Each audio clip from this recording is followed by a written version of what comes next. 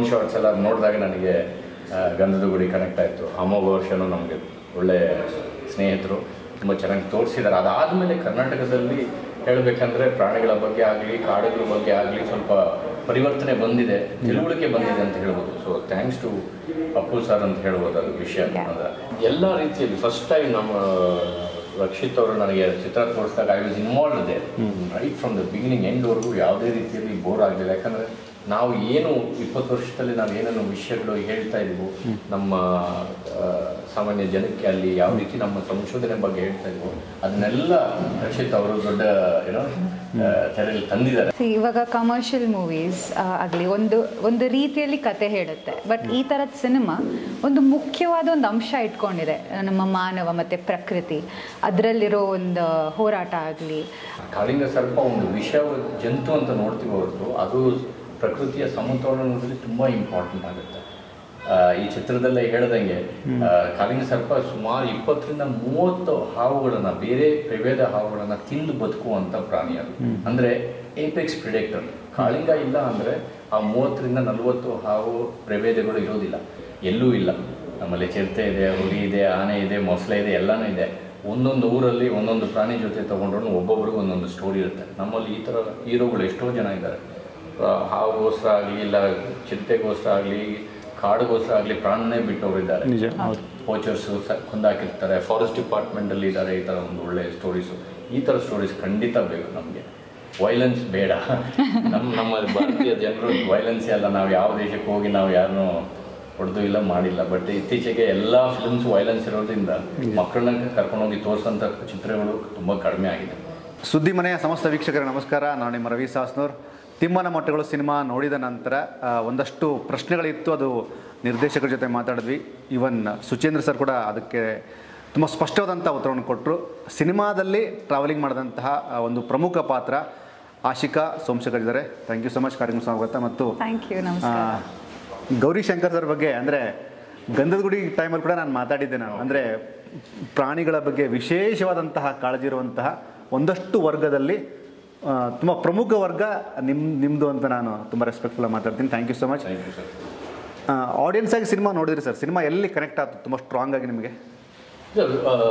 ಎಲ್ಲ ರೀತಿಯಲ್ಲಿ first time ನಮ್ಮ ರಕ್ಷಿತ್ ಅವರು ನನಗೆ ಚಿತ್ರ ತೋರಿಸಿದಾಗ I was involved they right from the beginning ಎಂಡ್ವರೆಗೂ. ಯಾವುದೇ ರೀತಿಯಲ್ಲಿ ಬೋರ್ ಆಗಲಿಲ್ಲ. ಯಾಕಂದರೆ ನಾವು ಏನು 20 ವರ್ಷದಲ್ಲಿ ನಾವು ಏನೇನು ವಿಷಯಗಳು ಹೇಳ್ತಾ ಇದ್ವು ನಮ್ಮ ಸಾಮಾನ್ಯ ಜನಕ್ಕೆ, ಅಲ್ಲಿ ಯಾವ ರೀತಿ ನಮ್ಮ ಸಂಶೋಧನೆ ಬಗ್ಗೆ ಹೇಳ್ತಾ ಇದ್ವು, ಅದನ್ನೆಲ್ಲ ರಕ್ಷಿತ್ ಅವರು ದೊಡ್ಡ ತೆರೆಯಲ್ಲಿ ತಂದಿದ್ದಾರೆ. ಅದರ ಮುಖ್ಯವಾಗಿ ಆಶಿಕಾ ಅವರು ತುಂಬ ಒಳ್ಳೆ ಕನೆಕ್ಷನ್ ಅಲ್ಲಿ. ಇವರೇ ರಿಸರ್ಚರ್, ನಮ್ಮ ಒಂದು ಪಾತ್ರ ಮತ್ತು ಅಲ್ಲಿನ ಲೋಕಲ್ ಜನಕ್ಕೆ ಇಬ್ಬರಿಗೆ ಸಂಬಂಧ, ಅದು ಹೇಗೆ ರೀತಿ ವೈಜ್ಞಾನಿಕವಾಗಿ ಸರಿ ಮತ್ತೆ ಸಂಸ್ಕೃತಿಯಿಂದನೂ ಅದು ಸರಿ. ಆದರೆ ಇಬ್ಬರ ಒಂದು ನಮ್ಮ ಗೋಲ್ ಬಂದು ಸಂರಕ್ಷಣೆ. ಅವುಗಳು ಚೆನ್ನಾಗಿರ್ಬೇಕು, ಅವಳಿಗೆ ತೊಂದರೆ ಆಗಬಾರ್ದು. ಅದನ್ನ ತುಂಬ ಚೆನ್ನಾಗಿ ತೋರಿಸಿದ್ದಾರೆ. ಜೊತೆಗೆ ಅಂದರೆ ಸಾಮಾನ್ಯವಾಗಿ ಆಶಿಕಾಗಿ ನನ್ನ ಪ್ರಶ್ನೆ ಅಂದರೆ, ಒಂದಷ್ಟು ಸಿನಿಮಾಗಳು ನಿಮಗೆ ಕಮರ್ಷಿಯಲಿ ಒಂದಷ್ಟು ಮೈಲೇಜನ್ನು ಕೊಡ್ತಾ ಹೋಗ್ತವೆ, ಬಟ್ ಈ ಸಿನಿಮಾ ನಿಮ್ಮ ಸಿನಿಗ್ರಾಫ್ಗೆ ಎಷ್ಟು ಇಂಪಾರ್ಟೆಂಟ್ ರೋಲ್ ಪ್ಲೇ ಮಾಡುತ್ತೆ? ಇವಾಗ ಕಮರ್ಷಿಯಲ್ ಮೂವೀಸ್ ಆಗಲಿ ಒಂದು ರೀತಿಯಲ್ಲಿ ಕತೆ ಹೇಳುತ್ತೆ, ಬಟ್ ಈ ಥರದ ಸಿನಿಮಾ ಒಂದು ಮುಖ್ಯವಾದ ಒಂದು ಅಂಶ ಇಟ್ಕೊಂಡಿದೆ, ನಮ್ಮ ಮಾನವ ಮತ್ತು ಪ್ರಕೃತಿ, ಅದರಲ್ಲಿರೋ ಒಂದು ಹೋರಾಟ ಆಗಲಿ. ಇದೊಂದು ಬಹಳ ಮುಖ್ಯವಾದ ಸಬ್ಜೆಕ್ಟ್ ಆಗುತ್ತೆ. ಬಿಕಾಸ್ ಪ್ರಕೃತಿ ಇಲ್ಲದೆ ನಾವು ಬದುಕೋಕ್ಕಾಗಲ್ಲ, ಪ್ರಕೃತಿಗೆ ನಾವಿಲ್ಲದೆ ಇದ್ರೆ ನಡೆಯುತ್ತೆ. ಎನ್ವೈರ್ಮೆಂಟ್ಗೆ ನಮ್ಮ ಅವಶ್ಯಕತೆ ಇಲ್ಲ, ನಮಗೆ ಪ್ರಕೃತಿ ಅವಶ್ಯಕತೆ ಇದೆ. ಸೊ ಆ ತೊಳಲಾಟ, ಆ ಹೋರಾಟ ಏನಿದೆ, ಸೊ ಆ ಸಬ್ಜೆಕ್ಟ್ ಇರೋದ್ರಿಂದ ಇದು ತುಂಬ ಮುಖ್ಯವಾದಂಥ ಒಂದು ಸಬ್ಜೆಕ್ಟ್, ಯಾವಾಗಲೂ ಪ್ರಸ್ತುತವಾಗೇ ಇರುವಂಥ ಒಂದು ಸಬ್ಜೆಕ್ಟ್. ಈಗಲ್ಲ, ಇವಾಗ ನೆಕ್ಸ್ಟ್ ಎಷ್ಟೇ ಹಂಡ್ರೆಡ್ಸ್ ಆಫ್ ಇಯರ್ಸ್ ಹೋದ್ರೂ ನಾವು ಮನುಷ್ಯರಿದ್ದಲ್ಲಿ ಇದೊಂದು ಪ್ರಾಬ್ಲಮ್ ಆಗಲಿ ಅಥವಾ ಇದೊಂದು ಹೋರಾಟ ಯಾವಾಗಲೂ ಇದ್ದೇ ಇರುತ್ತೆ. ಸೊ ಇದೊಂದು ತುಂಬ ಮುಖ್ಯವಾದ ಟಾಪಿಕ್ ಆಗಿರೋದ್ರಿಂದ ಇದು ನನ್ನ ಸಿನಿಮಾಗ್ರಾಫ್ಗೆ ಆಗಲಿ ಇದೊಂದು ಬ್ಯೂಟಿಫುಲ್ ಆಗಿರೋ ಒಂದು ಮೈಲ್ ಸ್ಟೋನ್ ಆಗಿ ನಿಲ್ಲುತ್ತೆ. Because it's a very unique character. ಇವಾಗ ಸರ್ ಹೇಳ್ದಂಗೆ ನಾವು ಏನೇ ಮಾಡಿದ್ರು, ಇವಾಗ ಹಾವಿನ ಸಂತತಿ ಅಂತ ನಾವು ತಗೊಂಡ್ರೆ, ಸರ್ ಹೇಳ್ದಂಗೆ ಸಿಸ್ಟಮ್ಸ್ ಬೇರೆ ಇರ್ಬೋದು, ಬಟ್ ಗೋಲ್ ಒಂದೇನೆ. ಇವರು ಸೈಂಟಿಫಿಕ್ ಆಗಿ ಹೋಗ್ತಾರೆ ಆ್ಯಂಡ್ ಹಳ್ಳಿಯವರು ಅವರು ಕಲ್ಚರಲ್ ಆಗಿ ಹೋಗ್ತಾರೆ, ವೇಸ್ ಡಿಫ್ರೆಂಟ್ ಅಷ್ಟೇ. ಆ್ಯಂಡ್ ಇಲ್ಲಿ ಇವರು ಸ್ನೇಕ್ ರಿಸರ್ಚರ್ ಪಾತ್ರ ಆಗಿರೋದು it's a very unique role ಅನಿಸುತ್ತೆ ನನಗೆ. ಬಿಕಾಸ್ ಇವಾಗ ಸರ್ ಥರನೇ ಎಷ್ಟು ಜನ ಗೊತ್ತು ನಮಗೆ, it's a very different profession. ಅವ್ರ ಪ್ಯಾಷನಿಂದ ಮಾಡ್ತಾ ಇದ್ದಾರೆ. ಸೊ ಅದರಲ್ಲೂ ಒಂದು ಫೀಮೇಲ್ ಕ್ಯಾರೆಕ್ಟರ್ ಅಲ್ಲಿ ಹೋಗಿ ಆ ಪ್ರೊಫೆಷನ್ ಮಾಡುವಾಗ ಇಟ್ ಬಿಕಮ್ಸ್ ವೆರಿ ಯುನೀಕ್. ಈಸಿನೇ ಅಲ್ಲ, ಬಿಕಾಸ್ ಅವ್ರು ಕಾಡಲ್ಲಿ ಹೋಗಿ ಎಷ್ಟು ದಿನ ಇರಬೇಕಾಗುತ್ತೋ, ಅವ್ರಿಗಾಗುವಂಥ ಪ್ರಾಬ್ಲಮ್ಸ್ ಆಗಲಿ ಏನಾದರೂ ಇರ್ಬೋದು. So it's a very unique character ಅನಿಸ್ತು ನನಗೆ. So it becomes very special. ಜೊತೆಗೆ ನನಗೆ ತುಂಬ ಇಷ್ಟ ಆಗಿದ್ದು ಅಂದರೆ ಯಾವ ಕಾಲಘಟ್ಟದಲ್ಲಿ ನಾವು ಇದೀವಿ ಅಂದರೆ ಒಬ್ಬ ವ್ಯಕ್ತಿ ಇನ್ನೊಬ್ಬ ವ್ಯಕ್ತಿಯನ್ನು ಪ್ರೀತಿಸಲಾರ ಅನ್ನೋಂಥ ಕಾಲಘಟ್ಟದಲ್ಲಿ ಇದ್ದೀವಿ. ಸೊ ಅಂಥಲ್ಲಿ ಒಬ್ಬ ವ್ಯಕ್ತಿ ಪ್ರಾಣಿಗಳನ್ನು ಪ್ರೀತಿಸಬೇಕು, ಅದು ವಿಶೇಷವಾಗಿ ಕಾಳಿಂಗನನ್ನು ಕೂಡ ಪ್ರೀತಿಸಬೇಕು, ಅದನ್ನು ಆರಾಧಿಸಬೇಕು, ಗೌರವಿಸಬೇಕು, ಅದನ್ನು ಅಷ್ಟೇ ಧನ್ಯತಾ ಭಾವದಿಂದ ನೋಡಬೇಕು ಅನ್ನೋಂಥದ್ದನ್ನು ತುಂಬ ಚೆನ್ನಾಗಿ ಬ್ಲೆಂಡ್ ಮಾಡಿದ್ದಾರೆ ರಕ್ಷಿತ್ ಅವರು ಕೂಡ. ಇದು ಹೇಗೆ ನಿಮ್ಮನ್ನು ಒಂದಷ್ಟು ವಾವ್ ಫ್ಯಾಕ್ಟ್ರಿ ಕ್ರಿಯೇಟ್ ಮಾಡ್ತಂತ? ತುಂಬ ಮುಖ್ಯ. ಈಗ ಆಶಿಕ್ ಅವರು ಹೇಳ್ದಂಗೆ ಪ್ರಕೃತಿಗೆ ನಾವು ಮಾನವರು ಬೇಕಾಗಿಲ್ಲ, ನಮಗೆ ಅವರು ಬೇಕು.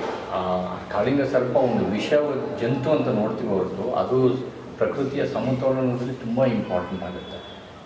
ಈ ಚಿತ್ರದಲ್ಲೇ ಹೇಳ್ದಂಗೆ ಕಾಳಿಂಗ ಸರ್ಪ ಸುಮಾರು 20ರಿಂದ 30 ಹಾವುಗಳನ್ನು, ಬೇರೆ ಪ್ರಭೇದ ಹಾವುಗಳನ್ನು ತಿಂದು ಬದುಕುವಂಥ ಪ್ರಾಣಿ ಅದು. ಅಂದರೆ ಏಪೆಕ್ಸ್ ಪ್ರಿಡೆಕ್ಟರ್. ಕಾಳಿಂಗ ಇಲ್ಲ ಅಂದರೆ ಆ 30ರಿಂದ 40 ಹಾವು ಪ್ರಭೇದಗಳು ಇರೋದಿಲ್ಲ. ಹಾವು ಇಲ್ಲ ಅಂದರೆ ಕಪ್ಪೆಗಿಲ್ಲ ಇರೋದಿಲ್ಲ, ಕಪ್ಪೆಗಳಿಲ್ಲ ಅಂದರೆ ಹುಳ ಹುಪ್ಪಟೆಗಳು ಇರೋದಿಲ್ಲ. ಸೊ ಎಲ್ಲ ಒಂದು ಏನೋ ಪಿರಮಿಡ್ ಅಲ್ವಾ, ಅದನ್ನ ಕ್ಲೀನಾಗಿ ತೋರಿಸಿದ್ದಾರೆ ಎಷ್ಟು ಇಂಪಾರ್ಟೆಂಟ್ ಅಂತ. ಇವರ ಕಾನ್ವರ್ಸೇಷನಲ್ಲಿ ತುಂಬ ಚೆನ್ನಾಗಿ ಹೇಳಿದ್ದಾರೆ. ಅಫ್ಕೋರ್ಸ್ ನಾವು ಅದನ್ನೇ ಮಾತಾಡ್ತೀವಿ. ಒಂದು ಕಮರ್ಷಿಯಲ್ ಫಿಲ್ಮ್ ಆದರೆ ಗ್ರಾಫಿಕ್ಸ್ ಎಲ್ಲ ಹಾಕಿ ಏನೋ ಮಾಡ್ಬೋದಾಗಿತ್ತು, ಬಟ್ ಇವರು ತುಂಬ ತಾಳ್ಮೆಯಿಂದ ತುಂಬ ಚೆನ್ನಾಗಿ ಎಕ್ಸ್ಪ್ಲೇನ್ ಮಾಡಿದ್ದಾರೆ. ಅದು ತುಂಬ ಇಂಪಾರ್ಟೆಂಟ್. ನಾನು 20 ವರ್ಷ ತೊಗೊಂಡಿರೋದು ಅವರು 1.5 ಗಂಟೆಯಿಂದ ಅದನ್ನು ನಾವು ರಕ್ಷಿತ್ ಅವರು ಅದನ್ನು ಹೇಳಿದ್ದಾರೆ. ಅದು ಜನಕ್ಕೆ ಮುಟ್ಟಬೇಕು, ಅದು ತುಂಬ ಇಂಪಾರ್ಟೆಂಟ್. ಮುಖ್ಯವಾಗಿ ನಮ್ಮ ಪಶ್ಚಿಮ ಘಟ್ಟ 35% ಕಡಿಮೆ ಆಗಿಬಿಟ್ಟಿದೆ. ಸೊ ಪ್ರತಿ ವರ್ಷ ವರ್ಲ್ಡಲ್ಲಿ ರೈನ್ ಫಾರೆಸ್ಟ್ 2% ಅಷ್ಟು ಕಡಿಮೆ ಆಗ್ತಾ ಇದೆ ಅಂತ. ಅಂದರೆ ಇನ್ನೊಂದು 50 ವರ್ಷದಲ್ಲಿ ನಮ್ಮಲ್ಲಿ ಕಾಡೇ ಇರೋದಿಲ್ಲ, ಅಂದರೆ ರೈನ್ ಫಾರೆಸ್ಟೇ ಇರೋದಿಲ್ಲ, ಮತ್ತು ನೀರು ಎಲ್ಲಿಂದ ಬರುತ್ತೆ ಅಲ್ವಾ. ತುಂಬ ಇಂಪಾರ್ಟೆಂಟ್ ಈ ವಿಷಯಗಳನ್ನು ತುಂಬ ಚೆನ್ನಾಗಿ ಹೇಳಿದ್ದಾರೆ. ಅದು ತುಂಬ ನನಗೆ ಇಷ್ಟ ಆಯಿತು. ಜೊತೆಗೆ ನಾನು ಸಿನಿಮಾ ನೋಡಿದಾಗ ಒಂದು ಕಡೆ ಒಂದು ಸಣ್ಣ ಕನೆಕ್ಷನ್ ಇದೆ. ಅಂದರೆ ಕೃಷ್ಣ ಮತ್ತು ಕಾಳಿಂಗಕ್ಕೆ ಒಂದು ಕನೆಕ್ಷನ್ ಕೊಡ್ತಾರೆ ರೈಟ್ರು. ಅದು ಅಂದರೆ ಒಂದ್ಸಲ ನೆನೆಸ್ಕೋಬೇಕು ಅಂತ. ಕಾಳಿಂಗ ಸರ್ಪದ ಮೇಲೆ ಕೃಷ್ಣ ನೃತ್ಯ ಮಾಡಿದ್ದು ಒಂದು ಸೆಕೆಂಡ್ ನಮ್ಮ ಕಣ್ಮುಂದೆ ಬಂದು ಹೋಗುವಂಥ ವಿಚಾರ. ಇದನ್ನು ನೀವೆಲ್ಲರೂ ಎಚ್ಚರಿಕೆಯಿಂದ ಇರ್ರಿ ನೀವೆಲ್ಲೋ ಅಂತ. ಯೂಶಲಿ ಈ ಥರದ ಸಿನಿಮಾಗಳನ್ನು ಮಾಡಿದಾಗ ಆರ್ಟಿಸ್ಟ್ಗಳಿಗೆ ಒಂದು ಮೈಲೇಜ್ ಸಿಗುವಂಥದ್ದು, ನನಗೊಂದಷ್ಟು ಸಿನಿಮಾಗಳನ್ನ ನಾನು ಮಾಡಬೇಕು, ಅವಕಾಶಗಳು ಸಿಗ್ತವೆ ಅಂತ. ಬಟ್ ಈ ಥರದ ಅಥೆಂಟಿಕ್ ಕಾನ್ಸೆಪ್ಟ್ ಮೇಲೆ ವರ್ಕ್ ಮಾಡಿದ ನಂತರ ನಿಮ್ಮಲ್ಲಿ ಒಂದು ಗಮ್ಯವಾದಂತಹ ವಿಷಯ ಆಚೆ ಬರುತ್ತೆ. ಈ ಸಿನಿಮಾದ ನಂತರ ನಿಮಗೆ ಬಂದಿದ್ದೇನು ಆ ಥರದ ತಿಳುವಳಿಕೆ towards next step? Okay, so ಇವಾಗ ಎಲ್ಲರ ಕರಿಯರಲ್ಲೂ ಒಂದೊಂದು ಸಿನಿಮಾ, ಇದು ಕಮರ್ಷಿಯಲ್ ಆಗಲಿ ಈ ಥರ. ಈ ಸಿನಿಮಾ ಏನಕ್ಕೆ ಹೀಗೆ ಸ್ಪೆಷಲ್ ಆಗುತ್ತೆ ಅಂದರೆ ಬಿಕಾಸ್ ಇದು ಎನ್ವೈರ್ನ್ಮೆಂಟಿಗೆ ಸಂಬಂಧಪಟ್ಟಿಸಿರೋದು. ಆ್ಯಂಡ್ ಇದಕ್ಕೆ ಅವಾರ್ಡ್ ಬಂದಿದೆ, Dada Saheb Phalke special jury mention. So ಏನಾಗುತ್ತೆ, ಇದು ಇನ್ನೂ ಹೆಚ್ಚು ಜನಕ್ಕೆ ರೀಚ್ ಆಗ್ತಾ ಹೋಗುತ್ತೆ. ಒಂದು ಸಿನಿಮಾ ಅಥವಾ ಏನೇ ವಿಷಯ ಗೆಲ್ಲೋದು ಯಾವಾಗ ಅಂದರೆ ಜನರಲ್ಲಿ ಒಂದು ಕಾನ್ವರ್ಸೇಷನ್ ಮೂಡಿದಾಗ ಅಥವಾ ಅವರಲ್ಲಿ ಒಂದು ಅರಿವು ಮೂಡಿದಾಗ, ಓಕೆ ನಾವು ಇದ್ರ ಬಗ್ಗೆ ಯೋಚನೆ ನೆಕ್ಸ್ಟ್ ಟೈಮ್ ಇವಾಗ ಏನೋ ಒಂದು ಸರ್ ಇವಾಗ ಅವರೇ ಎಷ್ಟು ರಿಸರ್ಚ್ ಮಾಡಿದ್ದಾರೆ ಆ್ಯಂಡ್ ಅವ್ರು ಹೇಳ್ತಿದ್ರು ಕಾಳಿಂಗ ಸರ್ಪ ಇಲ್ಲಿದ್ದರೂ ಏನು ಮಾಡಲ್ಲ, ನಾವು ಅದಕ್ಕೆ ಏನು ಮಾಡದಿದ್ರೆ ಅದು ನಮಗೇನು ಮಾಡಲ್ಲ. ಸೊ ಅದೊಂದು ಅವೇರ್ನೆಸ್ ಮೂಡುತ್ತೆ ಜನರಲ್ಲಿ. ಸೊ ಅದು ಆ ವಿಷಯ ಟ್ರಾನ್ಸ್ಫರ್ ಆದಾಗ ಒಂದು ಸಿನಿಮಾ ಆಗಲಿ ಒಂದು ಸಬ್ಜೆಕ್ಟ್ ಆಗಲಿ ಅದು ಗೆಲ್ಲುತ್ತೆ ಅನ್ನೋವಂಥದ್ದು ಒಂದು ಇಂಪಾರ್ಟೆಂಟ್ ವಿಷಯ. ಸೊ ಈ ಸಿನಿಮಾ ಆದಾಗಲೂ ಕೂಡ ನಾನು ಹೇಳ್ದಂಗೆ ಇದು ತುಂಬ ಪ್ರಸ್ತುತವಾದ ಟಾಪಿಕ್ ಆಗಿರೋದ್ರಿಂದ ಜನರಲ್ಲಿ ಇದು ಇನ್ನೂ ಕಾನ್ವರ್ಸೇಷನ್ ಮೂಡಬೇಕು. ಸರ್ ಹೇಳ್ದಂಗೆ 2% ಕಡಿಮೆ ಆಗ್ತಿದೆ ಅಂದರೆ ನೆಕ್ಸ್ಟ್ ಕಾಡಿಲ್ಲದೆ ಇದ್ರೆ ಮನುಷ್ಯರು ಬರೀ ಊರಲ್ಲಿ ಇದ್ಕೊಂಡು ಏನು ಮಾಡ್ತಾರೆ? It will be too late realise. ನಮಗಂತೂ ಆ ಥರ ಕಾರಣ ಸೃಷ್ಟಿ ಮಾಡೋಕ್ಕೆ ಸಾಧ್ಯನೇ ಇಲ್ಲ ಅನಿಸುತ್ತೆ. We cannot create that. ಅದು ನ್ಯಾಚುರಲ್ ಆಗಿ ಅದು ಬೆಳ್ಕೊಬೇಕು. ಇಲ್ ಟೇಕ್ ಥೌಸಂಡ್ಸ್ ಆಫ್ ಇಯರ್ಸ್. ನಾವು ಕೋವಿಡ್ ಟೈಮಲ್ಲೇ ನೋಡಿದ್ವಿ, ನಮ್ಮ ಮನುಷ್ಯರು ಹೊರಗಡೆ ಬರದೇ ಇದ್ದಾಗ ಪ್ರಕೃತಿ ವಾಪಸ್ ಆರಾಮಾಗಿ ಎಲ್ಲೆಲ್ಲೋ ಬೆಳ್ಕೊತಾ ಇತ್ತು. ಪ್ರಾಣಿಗಳು ಇನ್ಫ್ಯಾಕ್ಟ್ ನಾಡಿಗೆ ಬಂದಿದ್ವು. ಸೊ ಅದಕ್ಕೆ ನಾವು ಅವಶ್ಯಕತೆಯೇ ಇಲ್ಲ.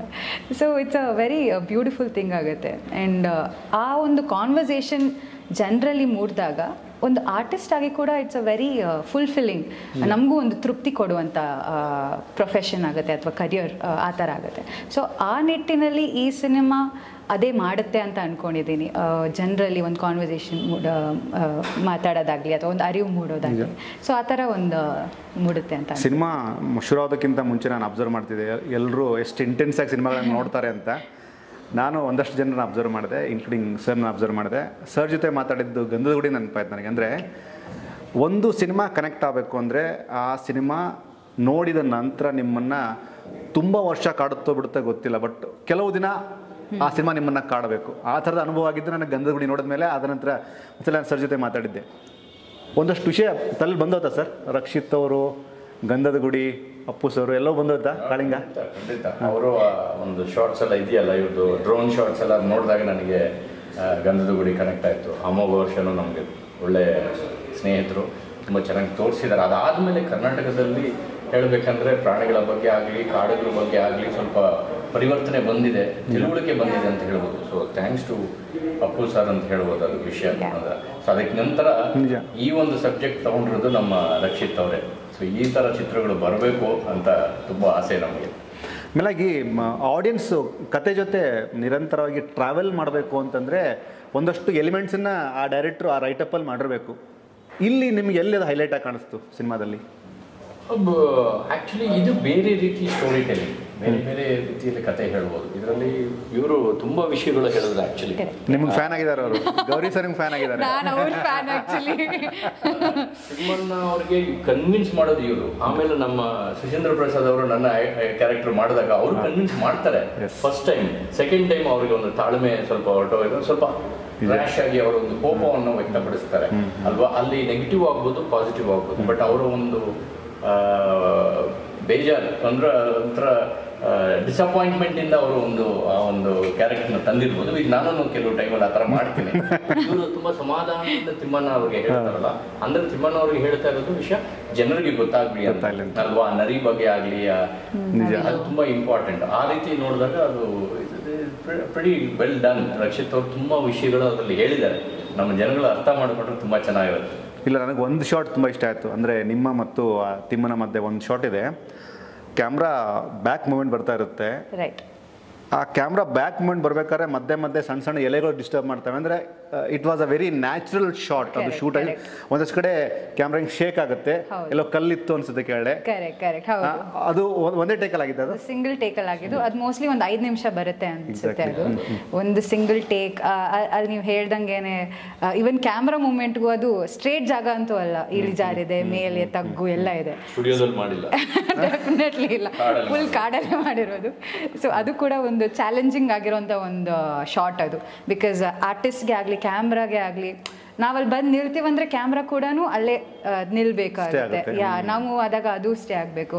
ಸೊ ಅವರಿಗೆ ಹಿಂದೆ ಕ್ಯಾಮ್ರಾನು ಅದು ತುಂಬ ಹೆವಿ ಇರುತ್ತೆ, ಅದು ಇರುತ್ತೆ. ಆ್ಯಂಡ್ ನಮಗೆ ಆ್ಯಸ್ ಅನ್ ಆರ್ಟಿಸ್ಟ್ ನಮ್ಗಲ್ಲಿ ನವಿಲ್ಗರಿ ನೋಡಿ ಅದು ಎತ್ಕೋಬೇಕಾಗತ್ತೆ. ಸೊ ಹಾಗೆ ಅದು ಈವನ್ ಪರಿಸರದಲ್ಲೇ ಮರ ಎಲ್ಲ ಸಿಗ್ತಾ ಇರುತ್ತೆ. ಸೊ ಅದೊಂದು ಚಾಲೆಂಜಿಂಗ್ ಶಾಟ್ ಆಗಿತ್ತು. Actually it is come out well. ಇದ್ದೀವಿ ನಾವು ನ್ಯಾಷನಲ್ ಜಿಯೋಗ್ರಫಿ ಡಿಸ್ಕವರಿಯಲ್ಲಿ ಮಾಡ್ತೀವಿ, ನಾವು ಹಾವನೇ ಆ ಥರ ತರಿಸ್ಬೇಕಂದ್ರೆ ನಮ್ಗೆ ಎಷ್ಟು ಚಾಲೆಂಜಸ್ ಇರುತ್ತೆ ಅಂತ ನೀವು ಯೋಚನೆ ಮಾಡಿ. ನೀವು ರೀಟೇಕ್ ಮಾಡ್ಕೊಂಡು ನಾವು ಎಕ್ಸಾಕ್ಟ್ಲಿ ಹಾವಿಗೆ ಟೇಕ್ 2 ಟೇಕ್ 3 ಮಾಡಕ್ ಸಾಧ್ಯ ಇಲ್ಲ. ನೋಡಿ ಹಾವು ಹೋಗ್ತಾ ಇರುತ್ತೆ ಕಾಡಲ್ಲಿ, ಅದ್ರ ಹಿಂದ್ಗಡೆ ಕ್ಯಾಮ್ರಾ ಇಟ್ಕೊಂಡು ನಾವು ಹಿಂಗ್ ನಡೀತಾ ಇರ್ತೀವಿ. ಓ ಮೈ ಗಾಡ್, ನಿಮ್ ತರ ನಾವು. ಬಟ್ ನಿಮ್ದು ಬಿಡಿ ನೆಕ್ಸ್ಟ್ ಲೆವೆಲ್. ನಾವು ಆರ್ಟಿಸ್ಟ್ ಆಗಿ ಮಾಡ್ಬೋದು. ರೀಲಲ್ಲಿ ನಿಮ್ಮನ್ನ ನೋಡಿ ಅವ್ರ ಫ್ಯಾನ್ ಆಗಿದ್ರು, ಅವ್ರು ಹೇಳಿದ್ರು ರಿಯಲ್ ಆಗಿ ನೀವು ಫ್ಯಾನ್ ಆದ್ರಿ. It's all about fanism. ಜನರಿಗೆ ಫ್ಯಾನ್ ಆಗಬೇಕು. ನನಗೆ ಈ ಥರ ಸಿನಿಮಾಗಳು ಬಂದ ನಂತರ ಸರ್ ಆಡಿಯನ್ಸ್ ಮೈಂಡ್ಸೆಟ್ ಚೇಂಜ್ ಆಗಬೇಕಲ್ವಾ? ಈ ಪಾಯಿಂಟ್ ಆಫ್ ಏನು ಹೇಳ್ತೀರಾ? ಖಂಡಿತ ಚೇಂಜ್ ಆಗಬೇಕು. ನಮ್ಮಲ್ಲಿ ಈ ಥರ ತುಂಬ ಸ್ಟೋರೀಸ್ ಇದ್ದಾವೆ. ಎಲ್ಲರೂ ಮನೆಯಲ್ಲಿ ಒಂದೊಂದು ಸ್ಟೋರಿ ಇರುತ್ತೆ. ಅದರಲ್ಲೂ ಕಾಡು ಅಂದರೆ ನಮ್ಮ ದೇಶದಲ್ಲಿ ಇರೋ ಬಯೋಡೈವರ್ಸಿಟಿ ಎಲ್ಲೂ ಇಲ್ಲ. ನಮ್ಮಲ್ಲಿ ಚಿರತೆ ಇದೆ, ಹುಲಿ ಇದೆ, ಆನೆ ಇದೆ, ಮೊಸಳೆ ಇದೆ, ಎಲ್ಲನೂ ಇದೆ. ಒಂದೊಂದು ಊರಲ್ಲಿ ಒಂದೊಂದು ಪ್ರಾಣಿ ಜೊತೆ ತೊಗೊಂಡ್ರು ಒಬ್ಬೊಬ್ರಿಗೂ ಒಂದೊಂದು ಸ್ಟೋರಿ ಇರುತ್ತೆ. ನಮ್ಮಲ್ಲಿ ಈ ಥರ ಹೀರೋಗಳು ಎಷ್ಟೋ ಜನ ಇದ್ದಾರೆ. ಹಾವುಗೋಸ್ಕರ ಆಗಲಿ, ಇಲ್ಲ ಚಿರತೆಗೋಸ್ಕರ ಆಗಲಿ, ಕಾಡುಗೋಸ್ಕರ ಆಗಲಿ ಪ್ರಾಣನೇ ಬಿಟ್ಟವರಿದ್ದಾರೆ. ಪೋಚರ್ಸು ಕೊಂದಾಕಿರ್ತಾರೆ, ಫಾರೆಸ್ಟ್ ಡಿಪಾರ್ಟ್ಮೆಂಟಲ್ಲಿ ಇದ್ದಾರೆ. ಈ ಥರ ಒಂದು ಒಳ್ಳೆ ಸ್ಟೋರೀಸು, ಈ ಥರ ಸ್ಟೋರೀಸ್ ಖಂಡಿತ ಬೇಕು ನಮಗೆ. ವೈಲೆನ್ಸ್ ಬೇಡ. ನಮ್ಮ ಭಾರತೀಯ ಜನರು ವೈಲೆನ್ಸೇ ಅಲ್ಲ. ನಾವು ಯಾವ ದೇಶಕ್ಕೆ ಹೋಗಿ ನಾವು ಯಾರನ್ನೂ ಹೊಡೆದು ಇಲ್ಲ ಮಾಡಿಲ್ಲ. ಬಟ್ ಇತ್ತೀಚೆಗೆ ಎಲ್ಲ ಫಿಲ್ಮ್ಸ್ ವೈಲೆನ್ಸ್ ಇರೋದ್ರಿಂದ ಮಕ್ಕಳನ್ನ ಕರ್ಕೊಂಡೋಗಿ ತೋರಿಸೋಂಥ ಚಿತ್ರಗಳು ತುಂಬ ಕಡಿಮೆ ಆಗಿದೆ. ಈ ಥರ ಸ್ಟೋರಿಗಳು ತುಂಬ ಇದೆ, ಬರಬೇಕು. ಜೊತೆಗೆ ಸಿನಿಮಾನ ಮಾಧ್ಯಮದವ್ರ ಜೊತೆಗೆ ಒಂದಷ್ಟು ಜನ ಸಿನಿಮಾ ಉತ್ಸಾಹಿಗಳು ಕೂಡ ಸಿನಿಮಾ ನೋಡಿದ್ರು ಅಂತ ನಾನು ಭಾವಿಸ್ತೀನಿ. ಕೊನೆಗೆ ಇವರು ಹೇಳಿದಂಥ ಡೈಲಾಗು, ಇವ್ರು ಮಾಡಿದಂತಹ ಇಂಟರ್ನಲ್ ಅಂದರೆ ಹೆಲ್ಪಿಂಗ್ ನೇಚರು, ಅದಕ್ಕೆ ತುಂಬ ಒಳ್ಳೆ ಹುಡುಗಿ ಗುರು ಅಂತ. ಟೇಕ್ ಅವೇ ಫ್ರಮ್ ತಿಮ್ಮನ ಮೊಟ್ಟೆಗಳು. ಅದನ್ನೆಲ್ಲ ಅದೇ ನಾವು ಹೇಳ್ತಾ ಇದ್ದೆ. I took 20 years. ನಾನು ಫಸ್ಟ್ ಇಯರ್ ಅಲ್ಲಿ ಆಗುಂಬೆಲ್ಲ ಹೋದಾಗೆಲ್ಲ ಅಷ್ಟು ಬೇಗ ಕನೆಕ್ಟ್ ಮಾಡ್ಲಿಕ್ಕೆ ಆಗಲ್ಲ ಲೋಕಲ್ ಜೊತೆ. ನೀವು ಊರಿಂದ ಹೋಗಿರ್ತೀರ, ನೀವೇ ಬೇರೆ ಥರ ಇರ್ತೀರ. So I took a long time, 5 ವರ್ಷ ಆಯಿತು. ಆಮೇಲೆ ನನಗೆ ಆಧಾರ್ ಕಾರ್ಡು ಮತ್ತು ರೇಷನ್ ಕಾರ್ಡ್ ಎಲ್ಲ ಬಂದಿದ್ದ. ಆಮೇಲೆ ಅವರ ಫಂಕ್ಷನ್ಗಳಿಗೆ ಕರೆಯೋದು, ಮದುವೆಗಳಿಗೆ ಎಲ್ಲ ಬರೋ ರೀತಿಯಲ್ಲಿ ನೋಡಿದಾಗ ಅದನ್ನು it takes a long time. So ಈ ರೀತಿ ಅವ್ರಿಗೆ ಸಪೋರ್ಟ್ ಮಾಡಬೇಕು, ಅವರು ಇವ್ರಿಗೆ ಸಪೋರ್ಟ್ ಮಾಡಿ ನಾವು ಅದೆಲ್ಲ ಮಾಡಿದ್ವಿ. ಸೊ ಅದನ್ನು ನನಗೆ ತುಂಬ ಸಂತೋಷ ಆಯಿತು. ಇವರು ನಮ್ಮ ರಕ್ಷಿತ್ ಅವರು ಅದನ್ನು ತಲೆಯಲ್ಲಿ ಇಟ್ಕೊಂಡು ಇವರು ಟಕ್ಕನ್ನು ಸ್ವಲ್ಪ ದುಡ್ಡು ತೆಗೆದುಕೊಡೋದು. ಮತ್ತು ಹಂಗೆ ನೋಡಿದ್ರೆ ಸುಚೇಂದ್ರ ಪ್ರಸಾದ್ ಅವರು ಆ ದುಡ್ಡು ತಗೊಳ್ದಿರ ಹೋಗ್ತಾರೆ. ಅವರ ಡಿಸಪಾಯಿಂಟ್ಮೆಂಟ್ ಸಿಗಲಿಲ್ಲ, ಅದಕ್ಕಂತ ಅವರಲ್ಲಿ ವಾಪಸ್ ದುಡ್ಡು ತಗೋಬೇಕು ಅಂತ ಅವ್ರ ಮನಸ್ಸಿಲ್ಲ. ಅವ್ರ ಕಂಟ್ರೋಲ್ ಇಲ್ಲ. ಅದು ತುಂಬ ಮೈನ್ಯೂಟ್ ಬಟ್ ತುಂಬ ಸೂಕ್ಷ್ಮ, ಚೆನ್ನಾಗಿ ತೋರಿಸಿದ್ದಾರೆ. ಅಲ್ಲ, ಅದು ತುಂಬ ಸೆಂಟಿಮೆಂಟಲ್ ಲೇಯರ್ ಅದು. ಅಂದರೆ ಅದು ದುಡ್ಡು ತಗೊಂಡ್ರು ಬಿಟ್ಟು ಅನ್ನೋದಕ್ಕಿಂತಲೂ ಅದರ ಮಧ್ಯೆ ಒಂದು ಸಣ್ಣ ಸೈಲೆನ್ಸ್ ಮೂಲಕ ಎಕ್ಸಿಟ್ ಕೊಡ್ತಾರೆ. ಅವ್ರು ಎಕ್ಸಿಟ್ ಆಗುತ್ತೆ, ಇವರು ಕನ್ವಿನ್ಸ್ ಮಾಡ್ತಾರೆ. ತುಂಬ ಒಳ್ಳೆ ಸಿನಿಮಾನ ಮಾಡಿದ್ದೀರಿ, ಒಳ್ಳೇದಾಗಲಿ ನಿಮಗೆ. ಜೂನ್ 27ಕ್ಕೆ ನಿಮ್ಮ ಸಿನಿಮಾ ರಾಜ್ಯಾದ್ಯಂತ, ನಿಮ್ಮ ಸಿನಿಮಾ ಕೂಡ.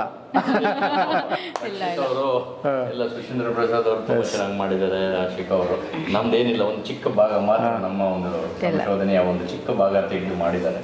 ಸಂತೋಷ. ಬಟ್ ಏನಂದ್ರೆ sir it's a one of a kind. Exactly. ಇವಾಗ ಇವ್ರು ಹೋಗಿ ಮಾಡಿರೋದು 20 years ಇಂದ. ಇವಾಗ ರೆಫರೆನ್ಸ್ ಇರಬೇಕು, ಒಂದು ಕೆಲಸಕ್ಕೆ ಒಂದು ರೆಫರೆನ್ಸ್ ಇರುತ್ತೆ. ಬಟ್ ಇವ್ರು ಹಾಗೆ ಹೋಗಿ ಮಾಡಿರೋದು it's a very great thing.